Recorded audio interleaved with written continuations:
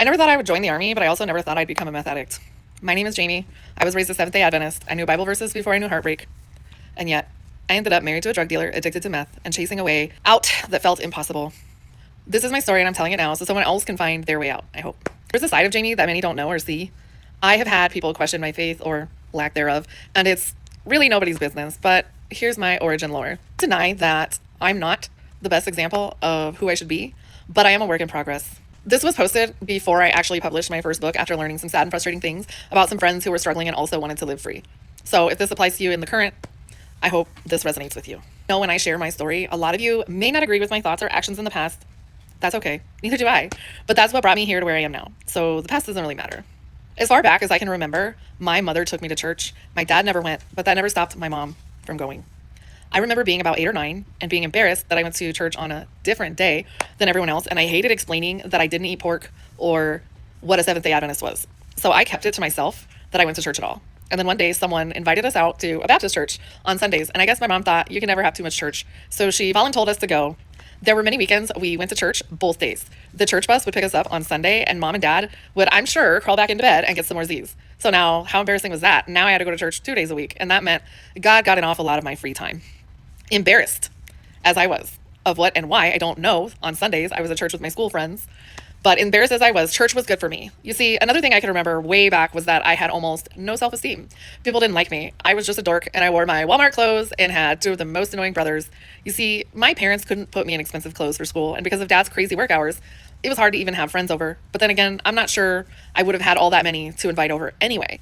After elementary school, some things got hard for me. I mean, there was just something about me that screamed, pick on me, bully me, you're stupid, loser, outcast, whatever. And I internalized all that. And I'm pretty sure that my mom didn't even know how much I hated school. So I just started lying to be cool. And the whole time here, I was getting my double dose of Jesus on the weekend. So I guess that was my redemption. If I had to give God so much of my time, well, I guess it didn't matter that I was lying to people at school. I would lie about stupid stuff too. Don't ask me what, because I can't even remember. I just know I did. I also started secretly using curse words at school. So I had my home personality and my school personality. And I think for a long time, I managed to keep them separate. But then along came high school. And I stopped going to church on Sundays all of a sudden. Maybe because now I was busy helping my mom with her newspaper route on Sunday mornings. Another embarrassing thing I hated. Have you ever bought a Sunday newspaper? Do you know how big that thing is? Yeah, well, try folding 800 of them and then tossing them out a window. You'd be too tired for church too. Don't judge me. Now, we had switched churches a few times on Saturday, so one of my first memories of going to Sabbath school and actually liking it were during the time we reattended the Midvale Park Church in Tucson. This class impacted me so much, and I don't think I realized it until I started writing this story to share with everybody. Anyway, my Sabbath school teacher was Mr. Meeker. I will never forget his name because he had a cute son attending as well. Hey, I was a teenager. We noticed those things. But also because I really just enjoyed his manner of teaching and interaction. One year, our class decided to sponsor a family dinner for a down-and-out family for Christmas. I can't remember the exact circumstances, but we planned it out and we made them a spaghetti dinner, and we all came together and got them a Christmas tree.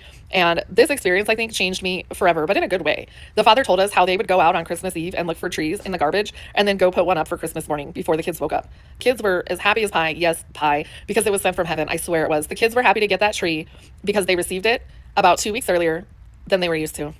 And this really, really touched me in a way I can't even explain. This was maybe my first sign of being a humanist. I enjoyed doing something for someone in need. In fact, later it inspired me to run a food drive by myself at school one year for hungry kids in my own community. But as time does, it goes on, and I forgot about that. And then I was old enough to get a job, so I did.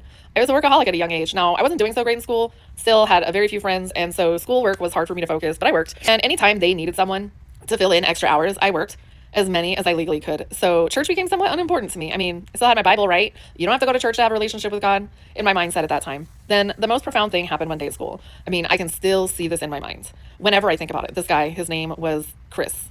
I didn't know his name at that time. I learned it later on. But this guy stood up on a cafeteria table and gave a short testimonial about how God had changed his life. And my first thought was, that guy is crazy. And of course, I couldn't lose the few friends I had, so I had to say it. I went about my day, but I couldn't forget that incident. I came home, told my mom about it, and it still hung on my mind like an annoying song. I woke up for school the next morning and had pretty much forgotten all about it when guess what? I went to lunch again, and this time another guy stood up on the table and gave a short testimonial about how God had changed his life too. And now I think to myself, what is going on with these people? Then I think there must be something more to that. Maybe they're on drugs. Who knows? I didn't know. It was confusing and I didn't really understand it. Then, a few days later, a girl walking up the sidewalk to the school started talking to me. I'm not going to share her name but I know she's a missionary now. You never forget the names of people who really affect your life. Well, at least I don't. And she said, hey, on my case, my church has a youth group. Would you like to go? And I was like, sure. I mean, she was a senior and I was just a lowly freshman, so I needed to look cool. So hanging out with the senior, But then, of course, I had to go ask my mom permission.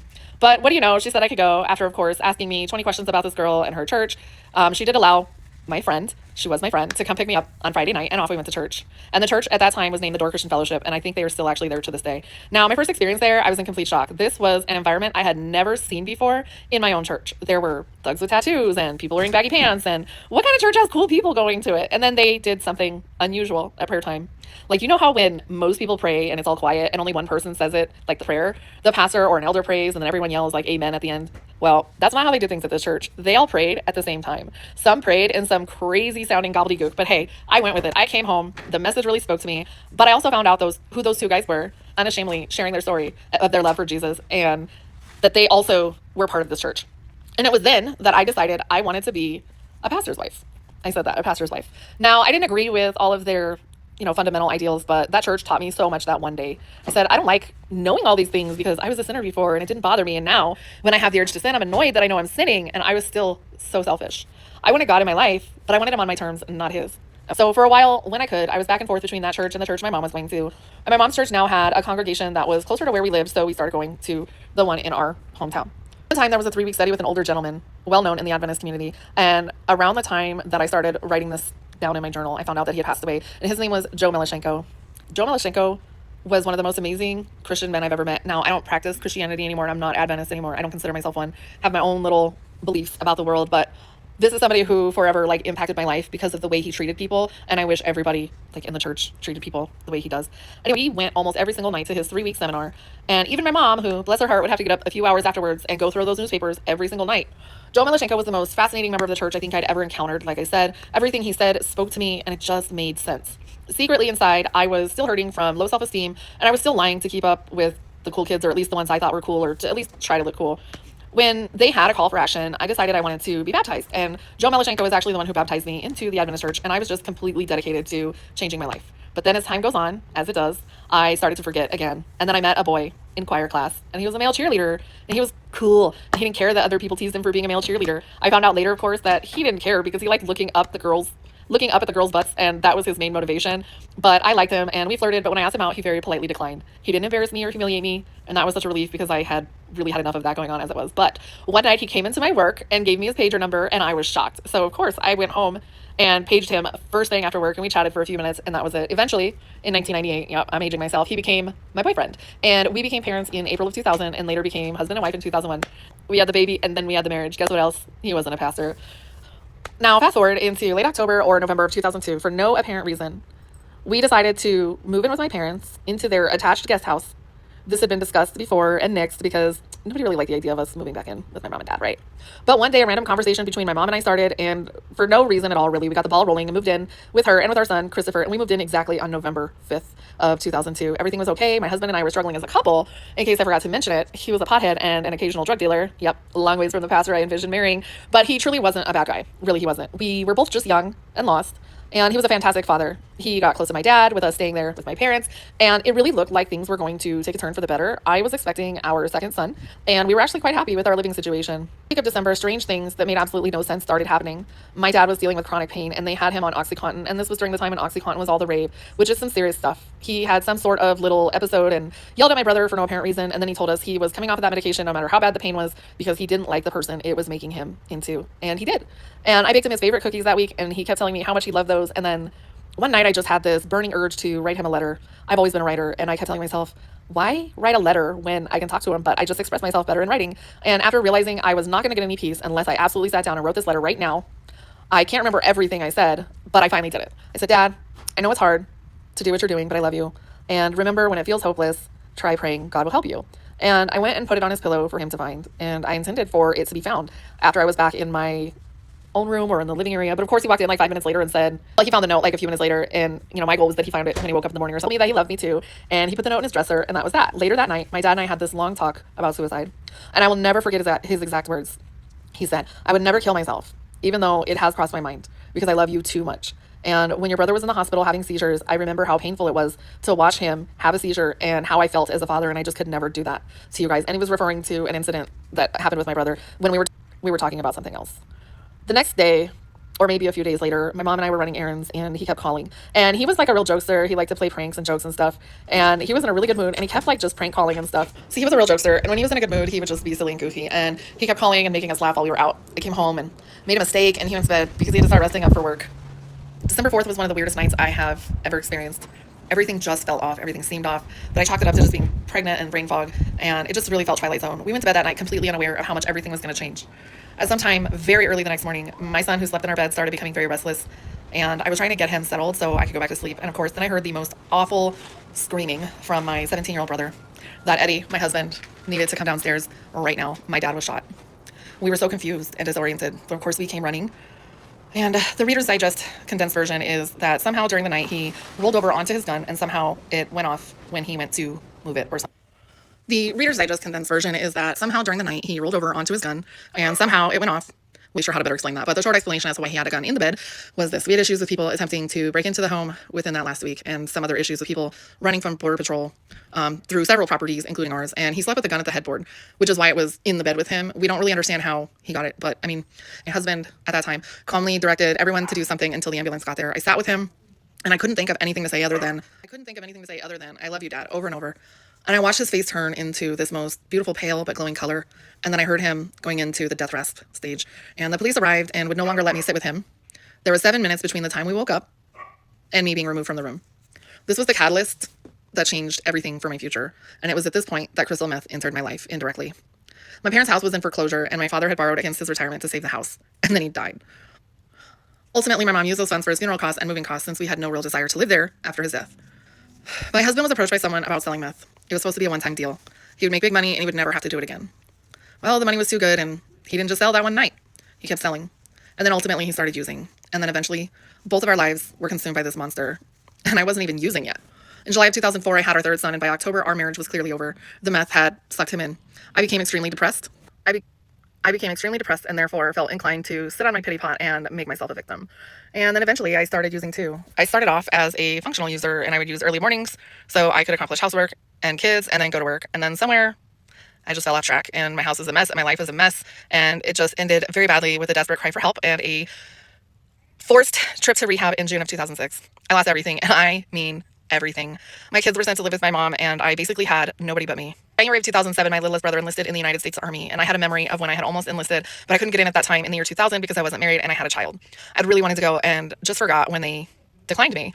That memory revived something in me of how bad I wanted to go in, and I felt like it would help me change my life. I never, ever thought that I would actually get in. And in February of 2007, I walked into a recruiting office and said, "You have 2 minutes to tell me why I should join the Army." I'm laughing now, again, as I say this because I was such an easy sell for this recruiter. I filled out the application that night, and this is like before computers and everything, so it was like a handwritten, like 30-page application, and then like I would fill it out, and then they would have to enter it all into their little thing. Now I know it's completely different.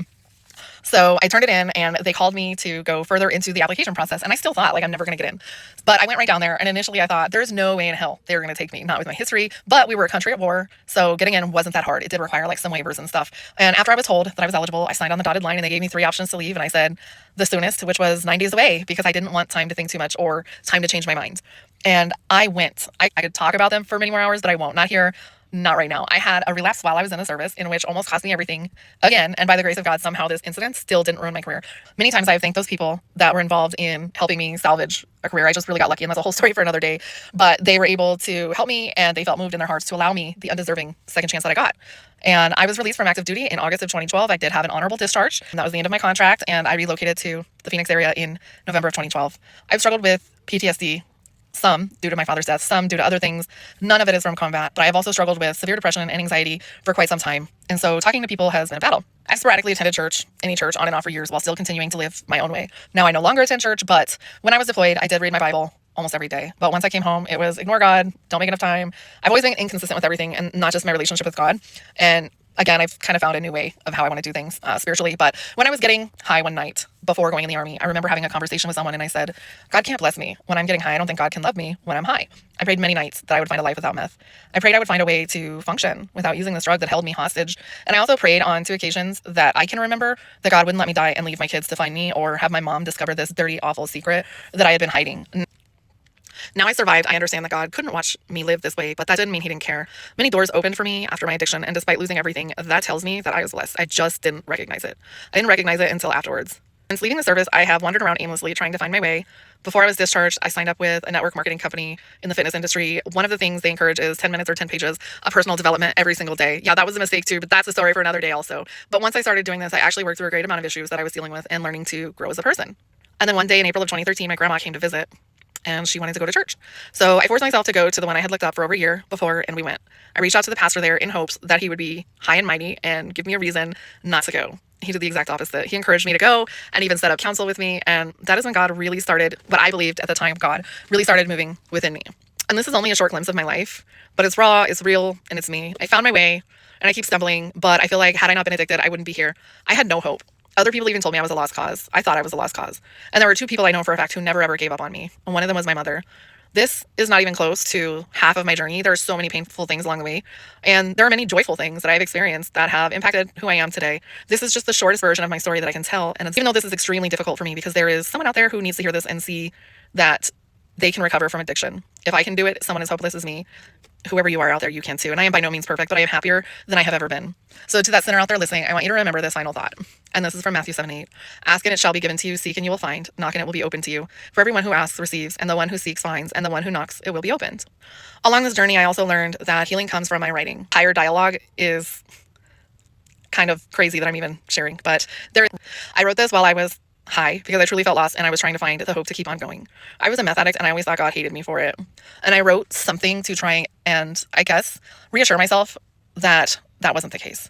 I know many people who can relate to this poem in general, and this might be relatable with or without addiction issues, and I call it my struggle. I set a foot on my journey through life as a daughter, a mother, a lover, a wife. Too many detours took me way off track, but I always managed to find my way back. Confined to my solidarity, I let a darkness hang, and it hovered steadily, and I began to change. I felt that my father had abandoned me, and I chose to act out dangerously. I struggled daily to make it through, and almost caved in to all those lies untrue. That sneaky devil slowly worked in my head to convince me that my father had left me for dead.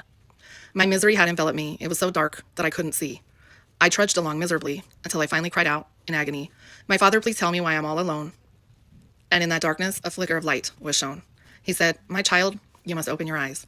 Not once did I ever ignore your cries. I watched you struggle every step of the way, but in your weakness, you let the devil prey. You traveled a path that was treacherously longer, but my child, you see, it only made you stronger. You allowed yourself to doubt about me, and it clouded your ability to see. I would never abandon my dear, dear children to walk alone on the road of worldly temptation. See, my child, your life I can carry in my hands, but it's up to you to have faith in my plan. My child, please trust in my ability to take all your burdens and set you free.